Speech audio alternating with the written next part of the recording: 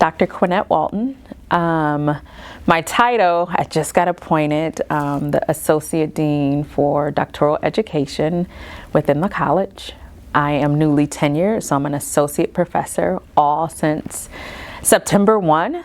Lots of changes, lots of excitement that lies ahead.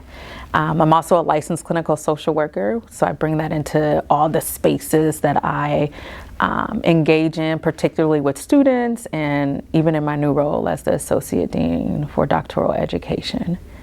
So if I had a magic wand, right, it'd be for funding, right? But in reality, right, it's around retention, recruitment, program management, and leadership, really thinking about the ways to get the GCSW faculty involved, being committed to the students and their success, right? Helping them get acclimated, right, in some ways into the profession of social work research and practice and integrating that with them. So the student work. I am invested in students. I think their success and legacy are vitally important to the GCSW.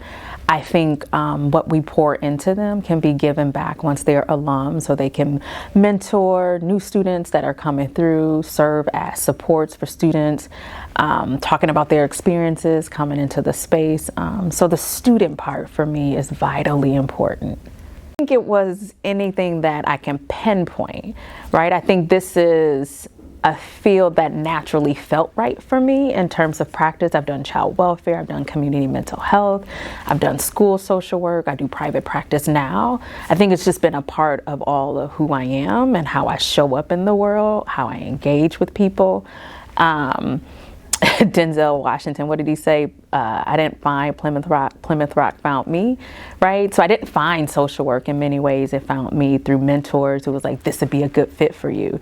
This matches well with your skills. So it was more of that than anything else. And then when I tried it on with my master's practice, it felt right, even more so with the PhD and doing the research and integrating that into the classroom. Like, that's when I knew, like, this is the work that I want to do. This is how I want to do it. This is who I am. So it aligned really well. The time is ripe. We're rebuilding, we're reimagining, we're regrouping, and there's opportunity to contribute to that, right? The expectations of what social work can be done, or social work education for doctoral students. We're in a really critical time, not only in our country, but also within social work, to redefine what it means to do this work, not only in the context of research, but in practice, and how do you integrate it. I think the GCSW is in a really prime spot to make an impact moving forward locally and nationally, given the type of students that are attracted to the program, given the type of supports that our faculty provide students, whether it's through their research, whether it's through their mentorship, whether it's through just basic conversation.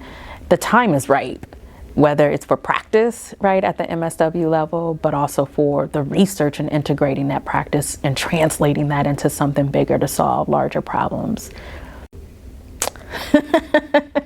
I laugh, right? I think it's just been two times. One, I want to say in 2018, after the birth of my daughter, who just really required me to start making different concessions, and not in a bad way, but putting parameters around my time and what does it mean to show up for someone, right? Particularly showing up for how I do my research, how I engage in the classroom, and being fully present, but also creating boundaries, right, in terms of my time and being present for her. And so my daughter was pivotal.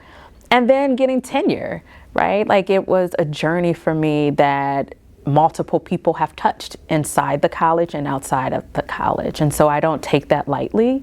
And I think that can be translated not only into my new role, but also, in the current role as an educator for master's and PhD students. So those two, I think, have been the most pivotal for me.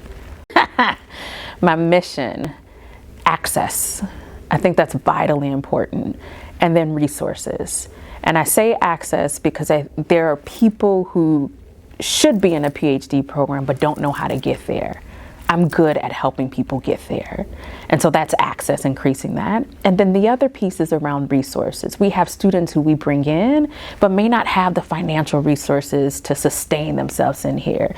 And so I think it's vitally important that we identify resources to help them be successful, even if they don't have the funding to do it, right? So access and resources, or the mentorship, right, to get through. And I've done that well throughout my career. Like, I've gotten an award from CSWE, the Women's Council, for mentoring students, right? I was nominated by one of my students. I've been nominated for the Teaching and Excellence Award, right? Like, so it's an indication of how I will show up, not only in this new role, but for the students I get to engage with. So access and resources are critical. My grandmother, oh God, and my mom, both of them have really laid solid foundations for me, for where I'm at now. Like, I wouldn't be here without them. And so I recognize the history, I recognize the layers, I recognize the shoulders, right, that I stand on. And so for me, it's them, hands down on why I do the work, how I do the work, and how I show up in the work. So yeah, those two. When we can reimagine together, when we work collectively, change can happen. And again, we're at a place where change is critical, not only internally, but externally in the larger society in which we're operating. And there's possibility, right? And so if you can dream, we can imagine it together. And I think that's important. So come here, give us a try.